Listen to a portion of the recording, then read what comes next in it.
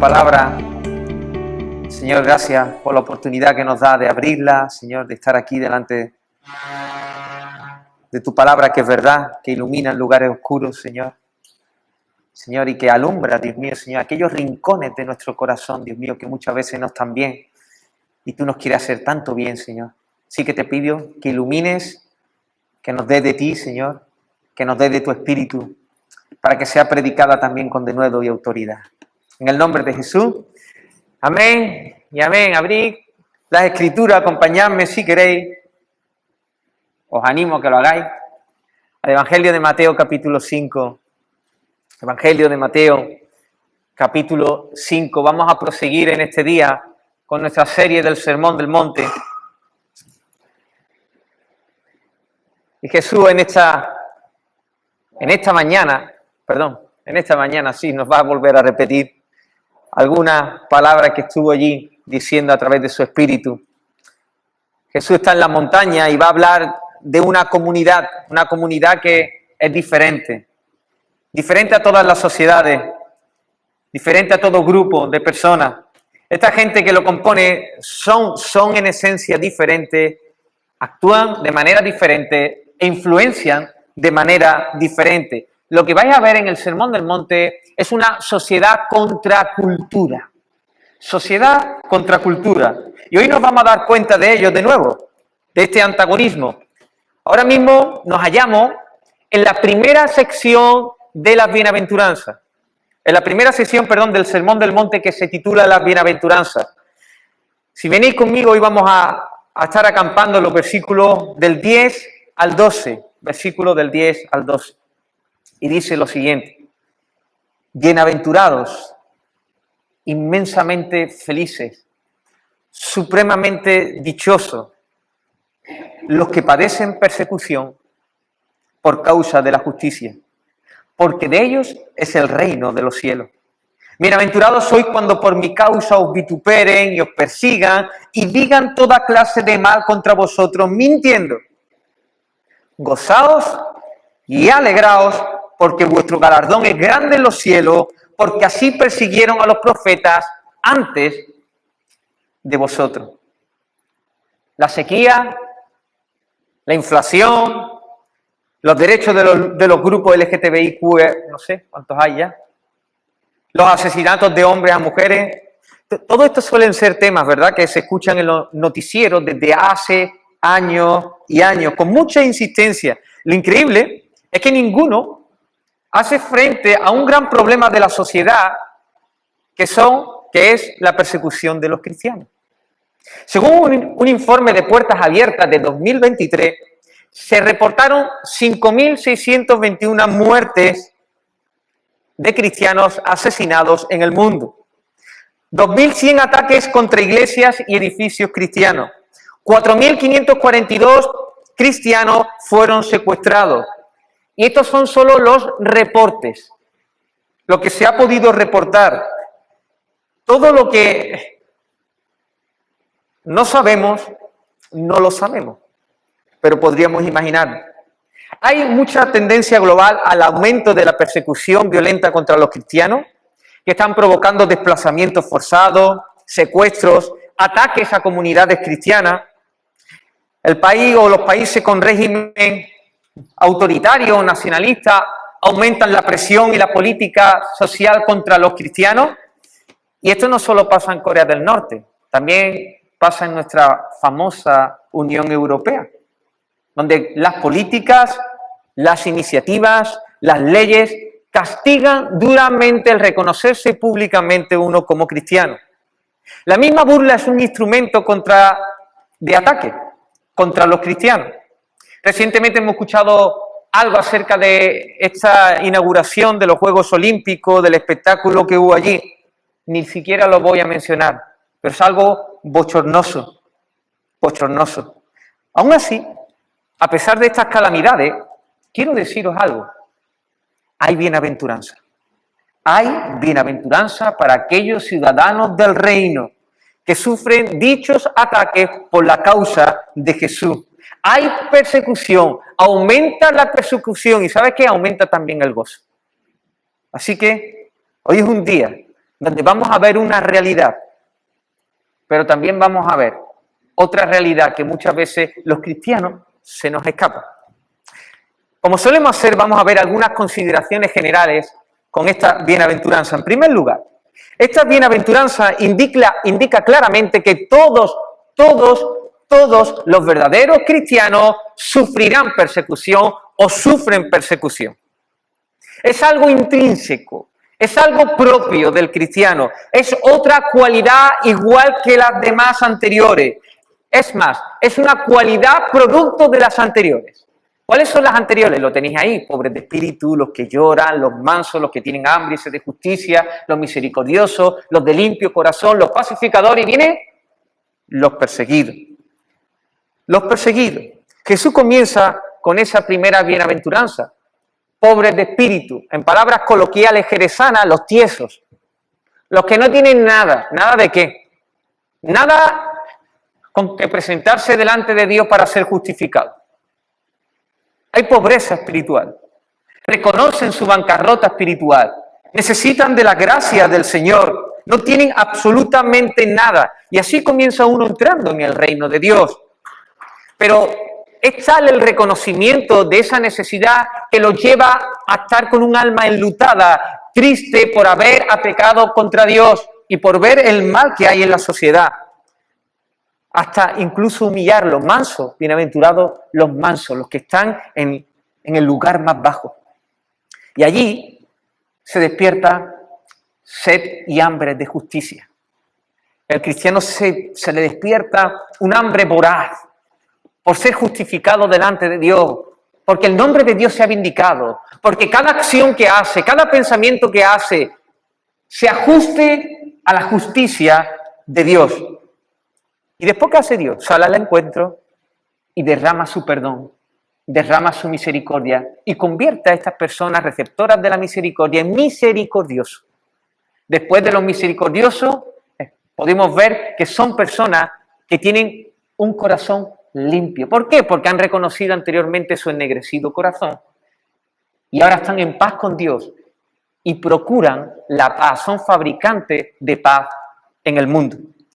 Así que el otro día estuvimos más detalladamente hablando de los pacificadores y estuvimos diciendo que no son pendencieros, o sea, personas que les gusta el conflicto, que entran en conflicto, que están preparados para el conflicto. No ven la vida como un ring de boxeo. Tampoco está hablando de esas personas tranquilas que huyen de todas las cosas para no tener problemas. No son aplacadores simplemente, no son solo pacifistas. ¿Por qué? Porque los pacifistas se quitan el sentido de la justicia, incluso invalidan la verdad con tal de que haya paz. Así que no es paz a toda costa. Los pacificadores son personas que tienen un nuevo enfoque de sí mismos, un nuevo enfoque. Son personas que están en paz con Dios, que crean espacio, circunstancias, momentos, ambiente para promover la paz siempre que sea posible, sin invalidar la palabra de Dios. Y es aquí donde radica el problema, que esos son pacificadores que entienden que el problema real de todos los problemas y de todas las guerras es el pecado. Y para eso hay que anunciar las buenas nuevas de salvación. Y las buenas nuevas de salvación conlleva problemas porque le decimos a las personas que son personas alejadas de Dios, que son pecadoras, que bueno no hay nadie, que no hay nadie justo y que necesitan sí o sí el perdón de pecados que solo y exclusivamente se encuentra en la persona de Jesús. Y es ahí donde viene la persecución. Porque se les hiere el ego. Porque el Evangelio desafía sus planteamientos. Y entonces, por eso tenemos los perseguidos. Los perseguidos. Inevitablemente los cristianos sufren persecución. ¿Por qué? Porque son lo que son. Porque son lo que son. Porque son las cualidades que hemos visto anteriormente. Jesús lo dijo en otra ocasión, Juan 15, 18 al 20. Si el mundo os aborrece, sabed que a mí me ha aborrecido antes que a vosotros. Si fuerais del mundo, el mundo amaría lo suyo. Pero porque no soy del mundo, antes yo os escogí del mundo, por eso el mundo os aborrece. Acordaos de la palabra que yo os he dicho. El siervo no es mayor que su señor. Si a mí me han perseguido, también a vosotros os perseguirán. En segundo lugar, quiero que nos fijemos en la extensión de esta bienaventuranza. Aunque podríamos dar a entender que son dos bienaventuranzas, si tú haces una lectura fluida, sin detenimiento, te vas a dar cuenta que la primera bienaventuranza, en estos versículos que hemos leído, habla de los perseguidos. Y en la segunda bienaventuranza habla de los que son vituperados y perseguidos por la causa de Jesús y dicen toda clase de mal contra ellos mintiendo. Así que es muy difícil ver la diferencia entre una y otra. Pero mira, ya sean una o dos, lo que es claro, que estas dos últimas declaraciones hablan de los que son perseguidos por la causa de Jesús. Y esto nos debe llevar a la segunda conclusión. Todas las cualidades son importantes. Pobres de espíritu, los que lloran, todas. Pero aquí Jesús quiere poner un acento especial. Podemos extraer de aquí que hay un énfasis particular en esta bienaventuranza. Escucha bien, estamos ante la prueba más visible y objetiva para saber si uno es cristiano o no. No porque sea la más importante.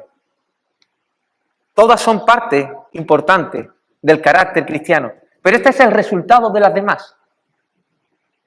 Por ejemplo, si nosotros queremos comprobar que un coche funciona correctamente, necesitamos verlo como arrancado y dando un paseíto y cogiéndolo por la autovía y dándole y pisándole. O sea, ver que el coche rueda. Si nosotros queremos hacer un autoexamen de nuestra fe, a primera vista tenemos que ver que funciona correctamente. ¿Cómo sabemos eso? Porque sufrimos persecución. Porque sufrimos persecución. ¿Recordáis al apóstol Pablo?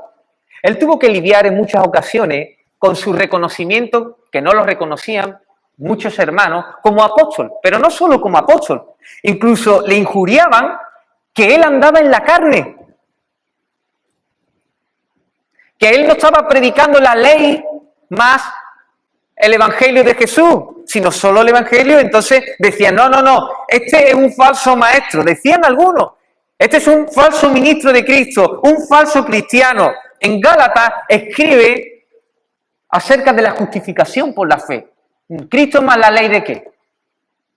Para la salvación, Cristo y Cristo. Y entonces, él termina diciendo estas palabras, fíjate, 6 versículos del 11 al 16. Mirad, en Gálatas, con cuán grandes letras os escribo de mi propia mano. Todos los que quieren agradar en la carne, estos os obligan a que os circuncidéis, solamente para no padecer persecución a causa de la cruz de Cristo. Porque ni aun los mismos que se circuncidan para guardar la ley, quieren de vosotros que os circuncidéis, pero para gloriarse en vuestra carne. Pero lejos esté de mí el gloriarme, sino solo en la cruz de Cristo. Porque quien el mundo me ha crucificado a mí y yo al mundo, porque en Cristo Jesús ni la circuncisión vale nada, ni la incircuncisión, sino una nueva creación. Y a todos los que anden conforme a esta regla, paz y misericordia a ellos y al Israel de Dios. Y dice, de aquí en adelante, dice Pablo, que nadie me cause molestia, porque yo traigo en mi cuerpo las marcas del Señor Jesús. ¿Te das cuenta? Los agentes de paz, o los falsos agentes de paz, perdón, eliminan el tropiezo de la cruz.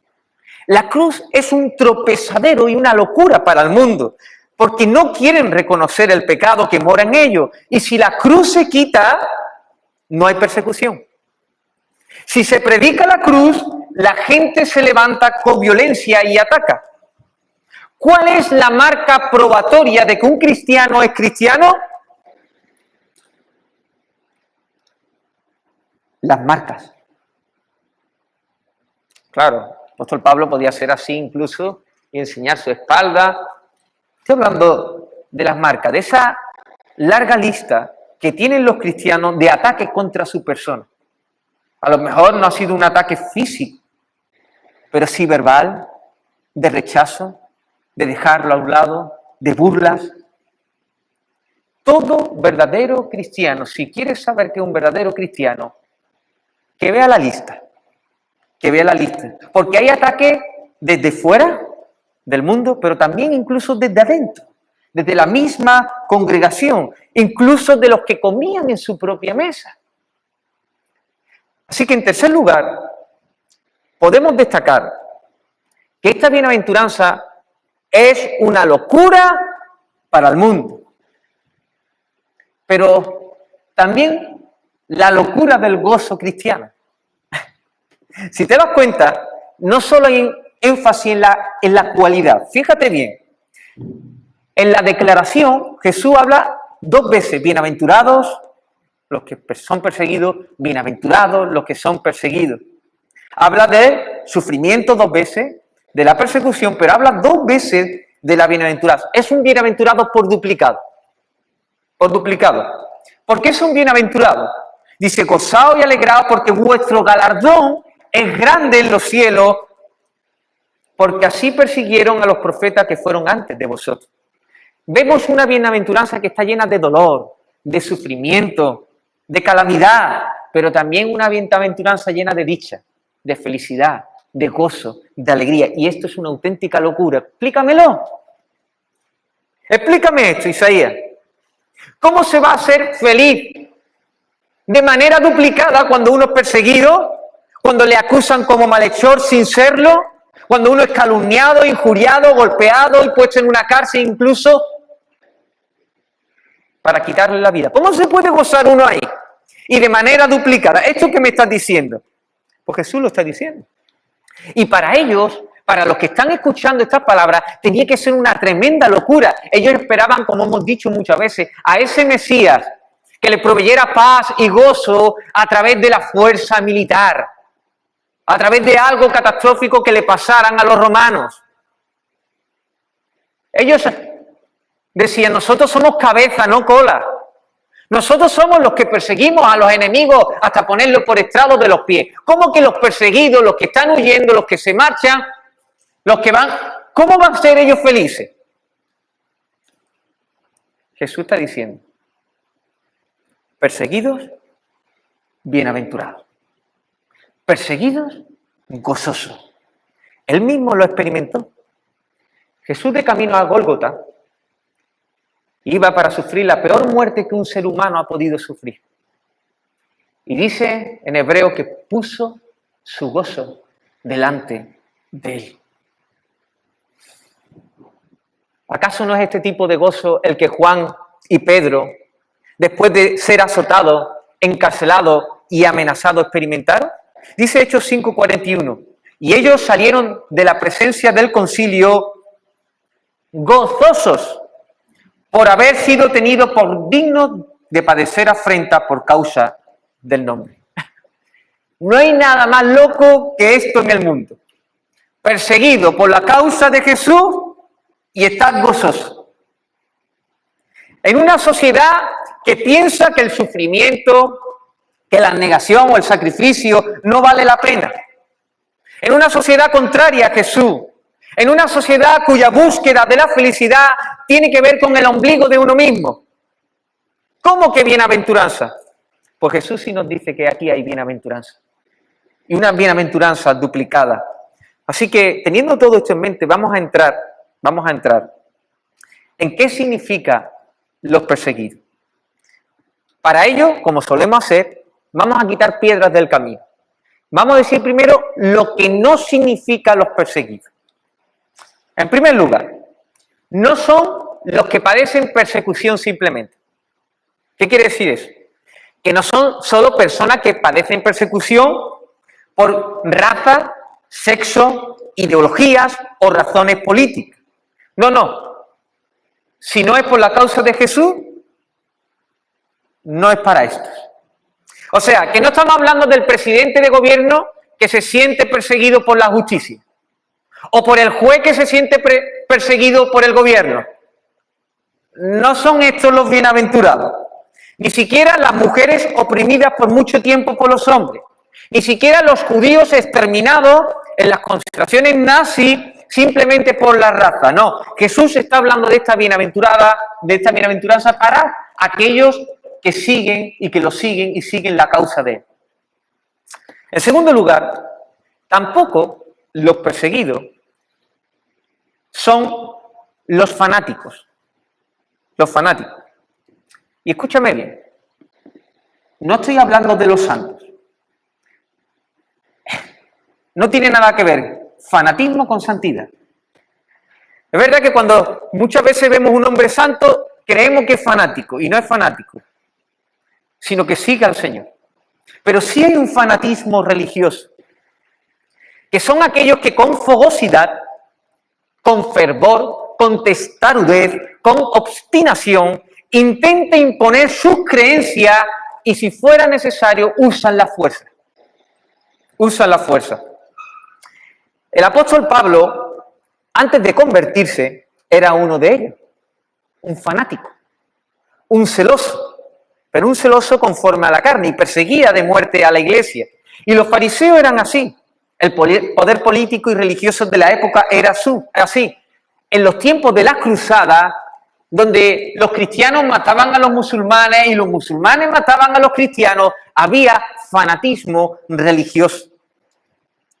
Mira, incluso el fanático religioso puede tener una doctrina ortodoxa, una doctrina sana, pero su fervor puede ser muy carnal. ¿Sabéis que la carne lo imita todo, no? Puede tener celo, pero no un celo santo, un celo carnal. Puede incluso hablar de la gloria de Dios, pero realmente está buscando su propio honor. Y esto se da incluso en el contexto evangélico. Gente sin piedad, ni verdadera misericordia, que se predican para agradarse a sí mismos. Gente que confunde la vara de ira pecaminosa con una reprensión firme y amorosa, o que confunden actitudes pendencieras, anunciando la verdad sin compasión, con pacificadores que anuncian la verdad para edificación. No tienen nada que ver, absolutamente nada. ¿A que no es lo mismo ir al bosque y encender un árbol para arrasarlo todo, que ir al bosque, coger una madera y encenderla para que nos dé calor? No tiene nada que ver. Y confundimos muchas veces eso con santidad. Y no es santidad, sino fanatismo religioso. A veces detrás de esto hay lobos vestidos de ovejas. Otras veces incluso son verdaderas ovejas del Señor con actitudes de lobos. Los fanáticos no son padres espirituales que con ternura y paciencia y firmeza instruye, corrige y dirige a otras personas a Dios.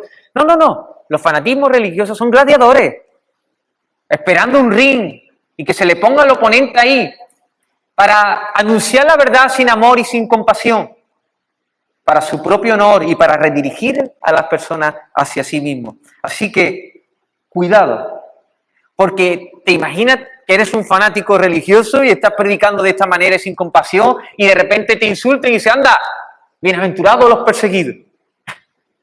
Esto no es ser perseguido por la causa de Jesús. Esto ha sido una provocación de la carne. Y aunque hayas anunciado la verdad perfectamente, aunque la hayas anunciado perfectamente, no iba por la causa del Señor, sino por tu propia causa. Que el Señor nos cuide de esto. Así que hemos dicho que no son los perseguidos por cualquier causa, no son los perseguidos por ser fanáticos religiosos y tampoco son los perseguidos por hacer mal o andar equivocados en algo. Mira, si tú te saltas un radar móvil en la AP4 y te detiene la policía un poquito más adelante y te pone una multa, no puede salir de allí diciendo, bienaventurado soy. Tampoco puede hacerlo cuando un hermano viene a ti con amor, se sienta contigo, te reprende por un pecado cometido o por un error doctrinal y dice, anda, estoy siendo perseguido. ¿Lo entendéis? No es ser perseguido por estar equivocado en algo o por cometer algún pecado. Fíjate que dice la Escritura, cuando soy vituperado y os dicen toda clase de mal contra vosotros, mintiendo, no diciendo la verdad. No puedes estar allí en tu trabajo haciendo mal el trabajo y de repente tu jefe te dice, ¿qué pasa contigo? A lo mejor te habla mal, a lo mejor te dice 3 palabras malas y dices, ¿qué voy a hacer? Si es que soy cristiano. No, campeón. Honra al Señor con tu trabajo. Y si te persiguen por eso, entonces. Pero por hacer las cosas mal, no. Eso no sería ser perseguido. En cuarto lugar, tampoco son las personas que sufren por ser buenos o sacrificados. Esto es algo muy sutil. Martin Lloyd-Jones dice lo siguiente.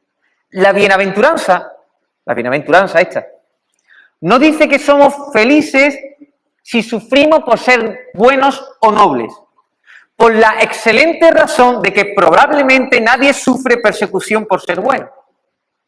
El mundo, de hecho, suele alabar y admirar y amar lo bueno y noble. Solo persigue al justo.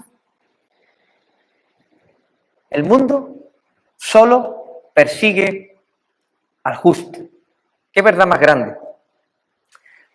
La gente alaba a personas que han renunciado a carreras, que han renunciado a posiciones, que han renunciado incluso a riqueza, incluso han sido capaces de dar su vida por ciertos derechos.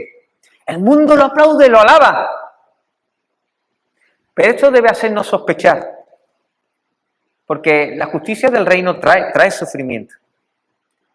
Debemos considerar si realmente estas personas practicaban la fe cristiana o una nobleza de conducta natural. La gente alaba las buenas obras, pero no a los justos buenos. Es diferente. Hay mucho esfuerzo en los círculos cristianos para dar constantemente a conocer nuestras buenas obras. Las queremos manifestar públicamente. Hagámonos notar. Informemos a nuestras autoridades las buenas cosas que hacemos a favor de la ciudad. Así nos congraciamos con ellos, tenemos favor con ellos, pero ocultemos los temas difíciles. Centrémonos en dar a conocer la nobleza, las buenas obras, y no estoy diciendo en sí que sea malo, porque verán nuestras buenas obras y glorificarán al Señor. Pero no está nuestro énfasis ahí. Quitando al final la justicia que viene del cielo. Por eso el mundo alaba muchas cosas de lo que hacemos. Por eso, a lo mejor el frutero tiene una imagen de ti buena.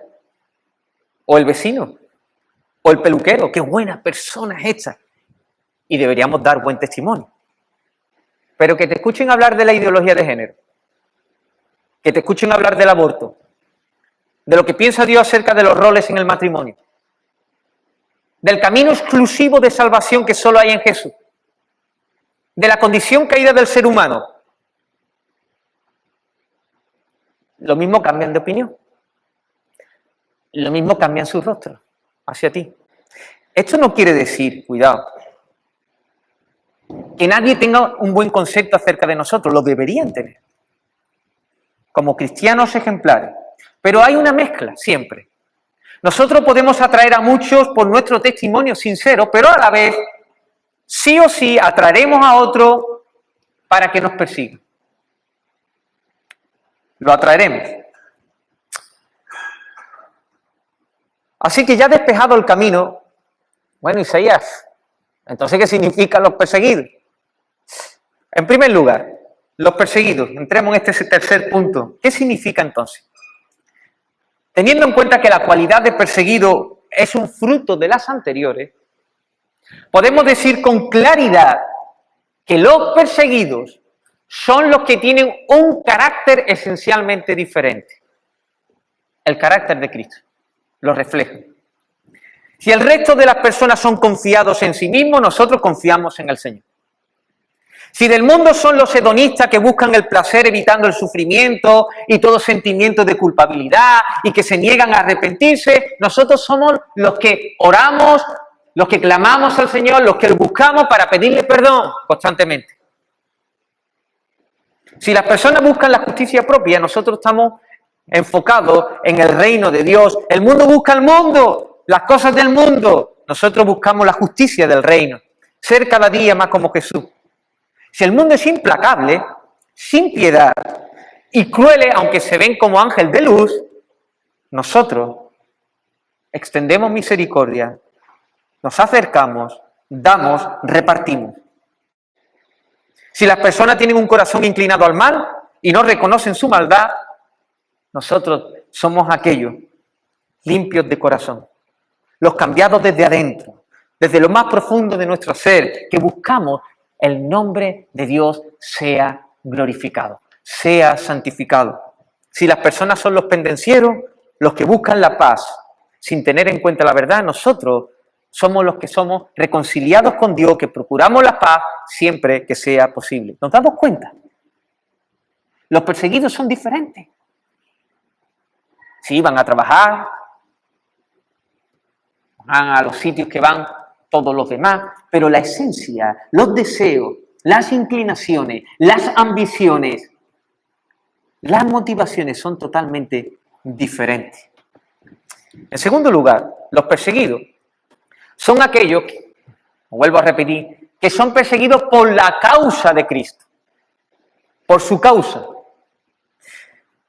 Como hemos dicho, no son perseguidos por ideas políticas, ni por cuestión de raza. Da igual que seamos blancos, negros, de piel amarilla, mejores o peores según el mundo, que allí donde haya un cristiano que se ajusta a la voluntad del Señor, será sí o sí perseguido. En 2 de Timoteo, capítulo 3, versículo del 10 al 12, Pablo le dice a su hijo espiritual, a Timoteo: tú has seguido mi doctrina, conducta, propósito, fe, longanimidad, amor, paciencia, persecuciones, padecimientos, como los que me sobrevinieron a mí en Antioquía, en Iconio, subraya esto, en Listra, persecuciones que he sufrido y de todas me ha librado el Señor. Y también todos los que quieren vivir piadosamente en Cristo Jesús padecerán persecución. Es como si dijera: hijo Timoteo, escucha lo que me ha pasado a mí. Esto no es algo solo para los apóstoles, para los pastores, para los evangelistas. Esto está reservado para todos los cristianos que siguen a Jesús por derecho. Es un resultado inevitable, como la causa y el efecto. El problema no somos nosotros. El problema es a quién representamos. A Jesús. Al Jesús revelado en las Escrituras. Ese es el problema que tienen ellos. Por eso se juntaron todas las naciones contra Jesús y lo mataron. Y si tuvieran la oportunidad de hacerlo de nuevo, lo harían.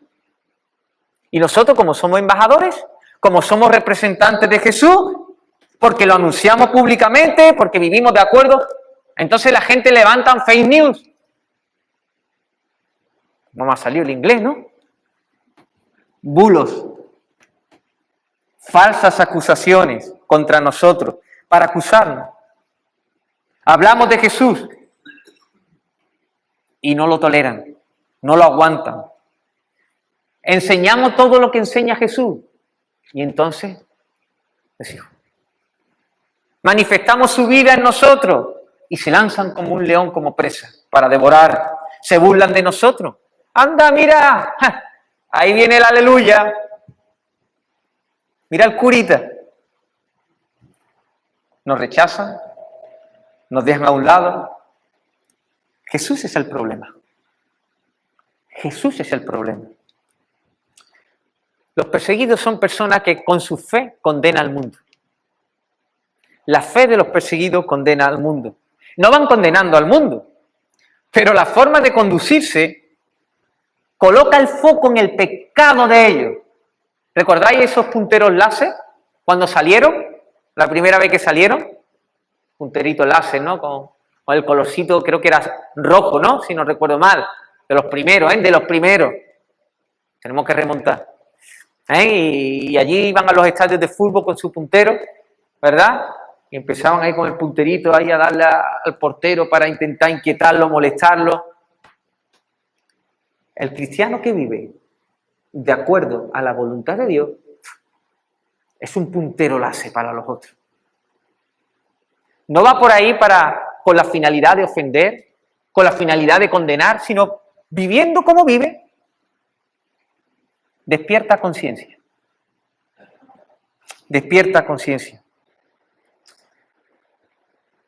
Esto es lo que pasa cuando tus compañeros de trabajo te dicen que pongas que has trabajado horas de más para que el jefe te pague más dinero. Y entonces tú le dices a tus compañeros, yo no lo voy a hacer. ¿Y qué pasa? ¿Rechazo? ¿Problemas? Hombre, nos estamos poniendo todos de acuerdo. Un par de horitas más, nos pagan un poquito más. Y tú dices, no, eso no es justo. O los jóvenes, cuando te ofrecen una copita de alcohol y tú dices, no, yo quiero agradar al Señor con todo lo que soy, con mi vida. ¿Y qué pasa? Qué aburrido, qué corta rollo esto. La vida del día a día del cristiano es un puntero láser. Coge a la gente, alumbra los lugares oscuros, despiertas conciencia y como no quieren más luz, no la aguanta, como cuando el sol amanece en todo su esplendor y tiene que agachar, ellos intentan agachar, quitar y si no, matar la luz si fuera posible, como hicieron con Jesús.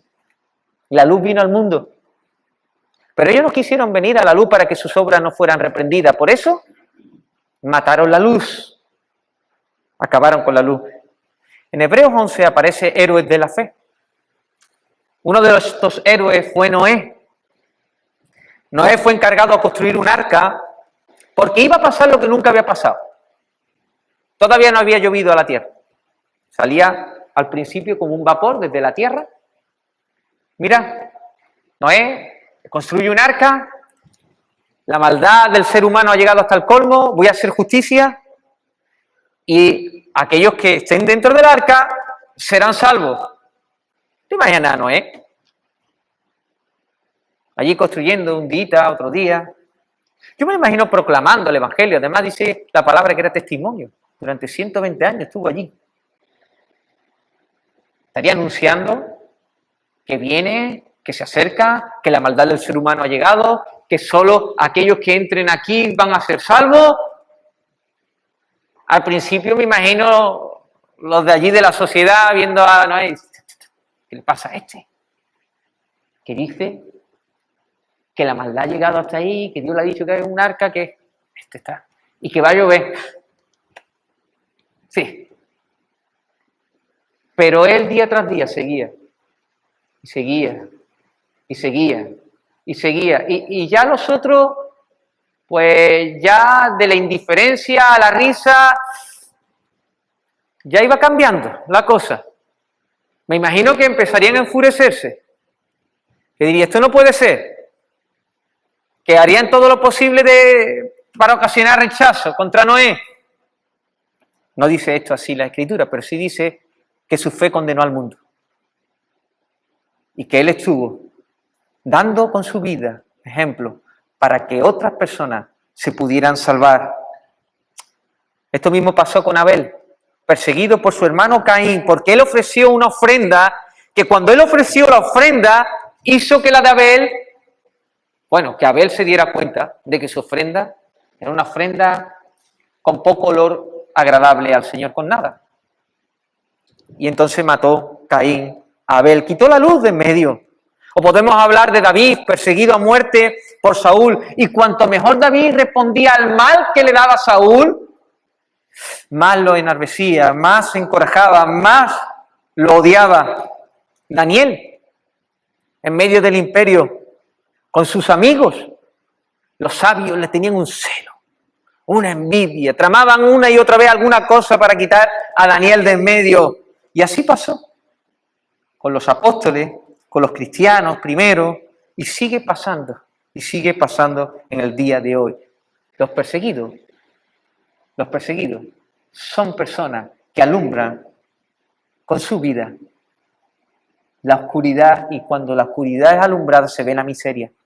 Y como no quieren la luz, pues atacan. Por eso, en tercer lugar, los perseguidos podemos decir que son los mártires de Cristo. Esta palabra mártir significa uno que da testimonio mediante la muerte, pero no solo eso. Significa también uno que está dispuesto a morir, en este caso por Jesús.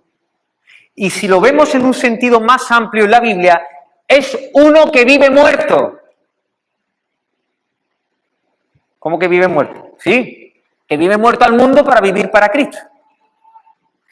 Los perseguidos son la gente que han dejado atrás lo mundanal para atesorar lo celestial. Con Cristo estoy juntamente crucificado y ya no vivo yo. Yo no vivo para mis pasiones, para mis deseos, para mis cosas, sino que Cristo vive en mí. Ha muerto a su propia justicia, ha muerto a su reputación, ha muerto a los deseos de la carne, a los deseos de los ojos, a la vanagloria de la vida. Son gente dirigida por los pensamientos del cielo, de la vida eterna. Mira, los perseguidos son gente de otra pasta. No hay quien pueda con ellos. Ellos no pueden perder nada en el mundo porque no tienen nada del mundo. Lo tienen todo allí. Durante los primeros siglos del cristianismo se levantaron diferentes emperadores. Si sabéis un poco de la historia del cristianismo, sabréis que uno de los emperadores más crueles era Nerón, que persiguió a los cristianos. ¿Sabe qué le hacía Nerón a los cristianos? Según relatos históricos, los cubría de pieles de animales y eran devorados por perros. Otros los crucificaba en sus jardines de palacio y lo encendían con fuego como antorchas para que le iluminara el jardín. ¿Sabe cómo respondieron los perseguidos mientras estaban siendo quemados? Cantando himnos. ¿Esta gente qué le pasa? Claro, se estaba dando cuenta, después otro emperador, Diocleciano, se dio cuenta, dice que, mira, matar a los cristianos no sirve para nada, incluso la gente lo tienen hasta como héroe. Ya sé lo que vamos a hacer. Vamos a torturarlos. No lo matéis, a torturarlo para ver si niegan la fe. ¿Pero qué va? Muchos de ellos no negaban la fe. Y el cristianismo seguía creciendo. Estos perseguidos son de otra pasta. Porque han muerto al mundo. Porque han muerto sus deseos. Porque si le hacen algo, más se aproxima a su sitio, a su lugar. Más cerca del Señor. Queridos, los perseguidos son valientes. Los valientes del reino. Y ya sea que le den palabras malas, amenazas, rechazo social, aunque sufran despojo económico, castigo físico o muerte, lo enfrentan en el poder del Espíritu con valentía. Lo amenazan, pero ellos no contestan amenazando, sino bendiciendo a los que los amenazan. ¿Qué le pasa a esta gente? Lo hieren con golpes y ellos los bendicen con palabras.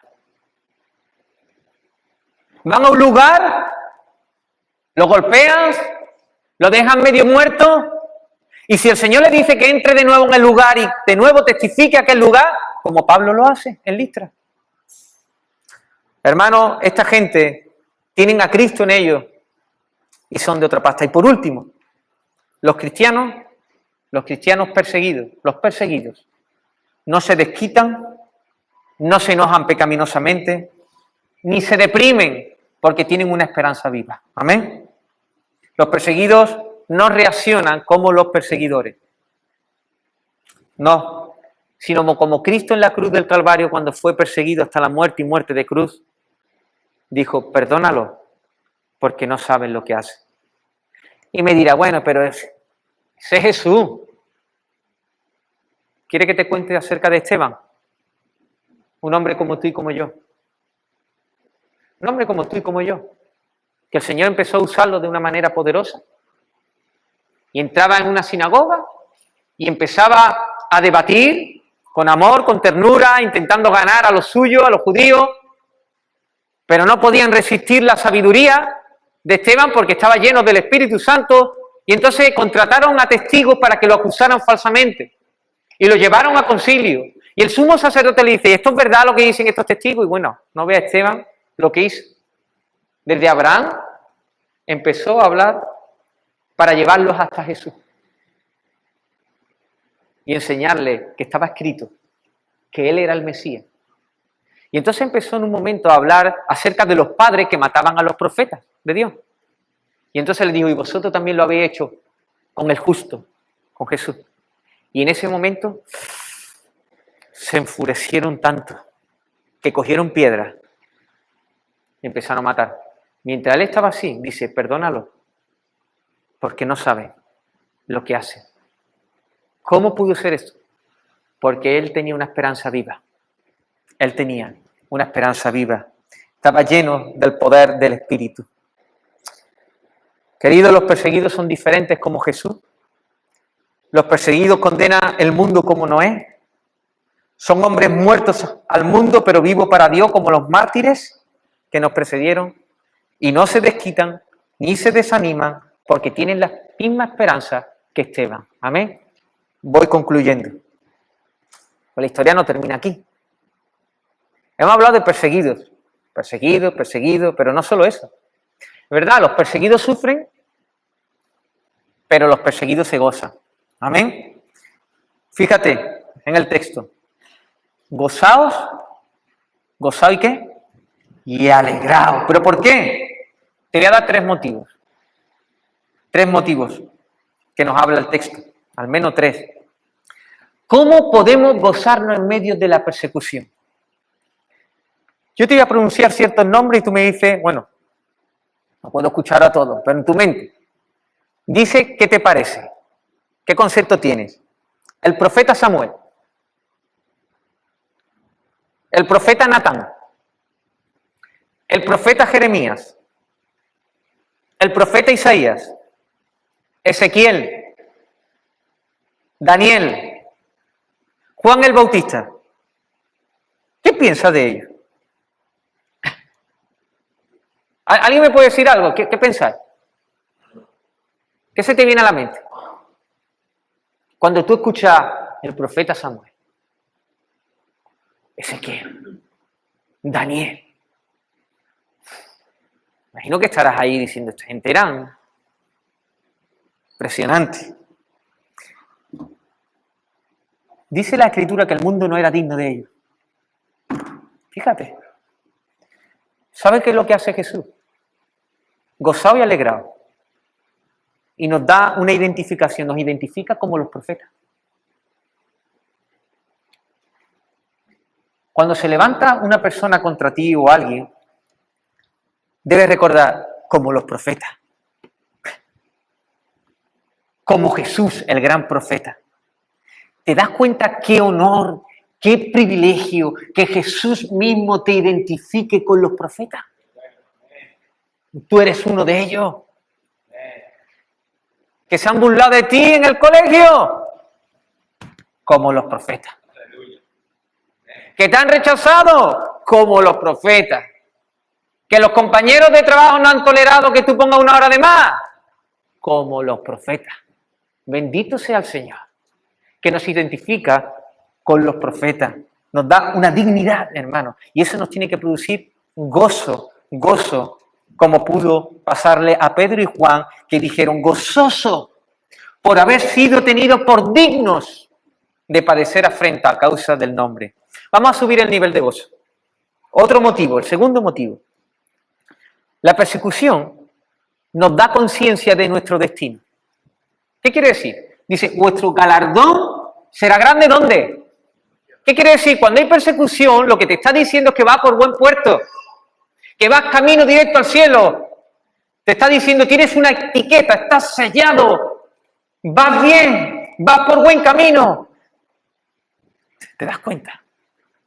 ¿Sabes qué es el cielo, hermano? Piensa qué es el cielo, medita, coge las escrituras, estudia.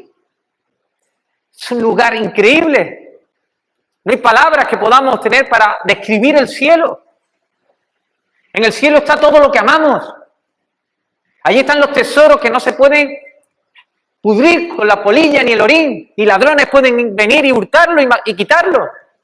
Allí tenemos todo lo que amamos. Así que acuérdate de eso. Cuando estés sufriendo, ¡wow! Voy directo al cielo. En tercer lugar, vamos a subir el nivel de gozo.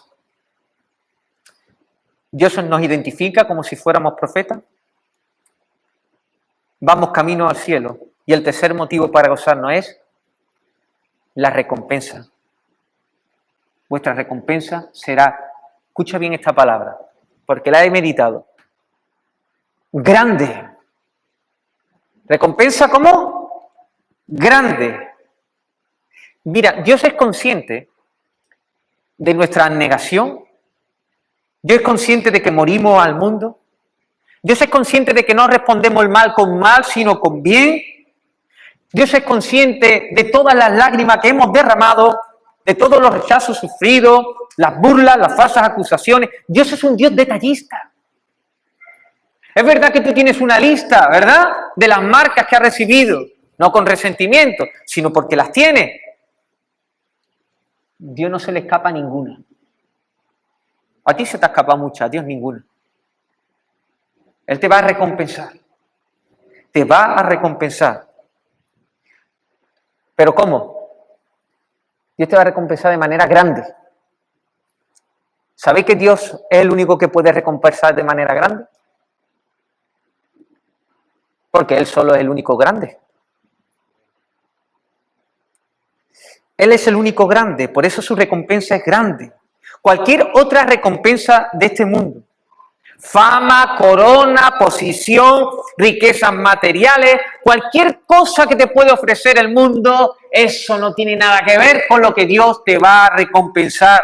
Incluso esos reinos del mundo que Satanás le ofreció a Jesús, no le llega a la suela de los zapatos lo que Dios te va a dar. Y eso es motivo de gozo. Volvemos a Esteban.